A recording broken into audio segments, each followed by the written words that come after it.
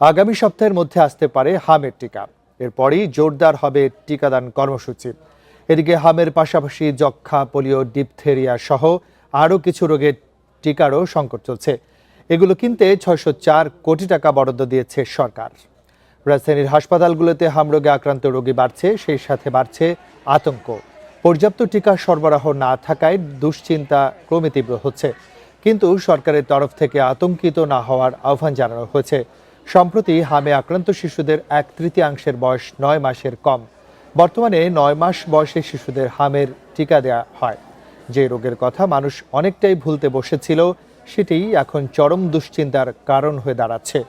বিভিন্ন জেলায় দ্রুত ছড়িয়ে পড়ছে হাম, বাড়ছে শিশু মৃত্যুর সংখ্যাও। হঠাৎ কেন এমন পরিস্থিতি, তা নিয়ে উঠছে নানা প্রশ্ন। সরকারের টিকাদান কর্মসূচির তথ্য বলছে, গত 2 বছর ধরে হামের টিকার সংকট চলছে। এতে অনেক শিশু টিকার আওতায় না আসায় জটিল হয়েছে পরিস্থিতি। হামের প্রাদুর্ভাব নিয়ে আরো জানাতে রাজশাহী থেকে আছেন সহকর্মী মুস্তাফিজুর রহমান। মুস্তাফিজ, আমাদেরকে একটু জানাবেন সবশেষ পরিস্থিতি কেমন রয়েছে?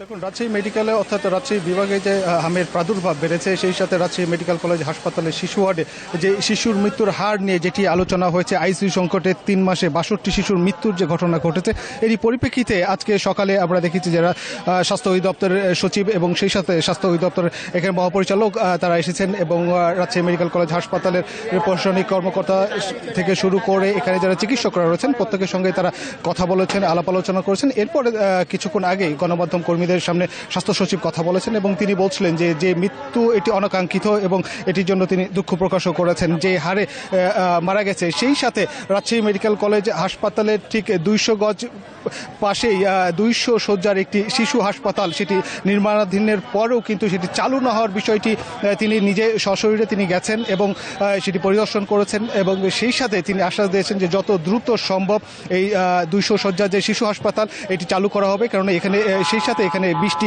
আইসিইউ সুবিধা রয়েছে। এছাড়াও রাজশাহী বিভাগে যে সদর হাসপাতাল রয়েছে, সেখানে আইসিইউর যে বেডগুলো করোনাকালীন সময়ে রাখা হয়েছিল, সেগুলোর কি অবস্থা, সেগুলোর খোঁজ খবর নেওয়ার জন্য তিনি নির্দেশনা দিয়েছেন এবং তিনি বলছিলেন যে এই করোনাকালীন সময় যে সমস্ত হাসপাতালগুলোতে আইসিইউ বেডের ব্যবস্থা করা হয়েছিল বা আইসিইউ সাপোর্টের ব্যবস্থা করা হয়েছিল, ঠিক সেই বিষয়গুলো নিয়ে তিনি খোঁজখবর না জোর দিয়েছেন। সেই সাথে তিনি বলছিলেন যে এই পরিস্থিতি থেকে উত্তরণের জন্য তারা কাজ করছেন এবং এই করোনাকালীন যে এই হামের প্রাদুর্ভাব রোধে এরই মধ্যে সরকার থেকে ৬০৪ কোটি টাকার যে বরাদ্দ, সেই প্রসঙ্গটিও কিন্তু এখানে সচিব উত্থাপন করেছেন এবং তিনি বলছিলেন যে সেই সাথে দেশের 60টি অঞ্চল গ্রিন জোন চিহ্নিত করে সেখানে শিশুদের ইমিউনিটি বৃদ্ধি করার প্রসঙ্গটিও কিন্তু বর্তমান সরকার হাতে নিয়েছেন, এটি কিন্তু বলছিলেন এবং তিনি বলছিলেন যে যেই কারণে এর প্রাদুর্ভাব বেড়েছে এবং সেটি সবাইকে সম্মিলিতভাবে এটি মোকাবেলা করার প্রসঙ্গটি এসেছে এবং তিনি বলছিলেন বিষয়টি নিয়ে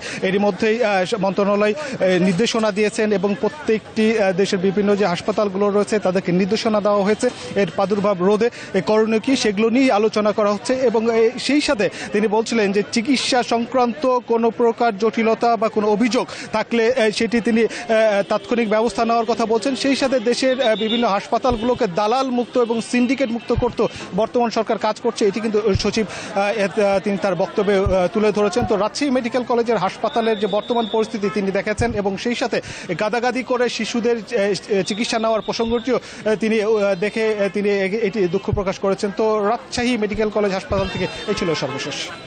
রাজশাহী মেডিকেল কলেজ হাসপাতাল থেকে সবশেষ তথ্য জানাচ্ছিলেন সহকর্মী মুস্তাফিজুর রহমান।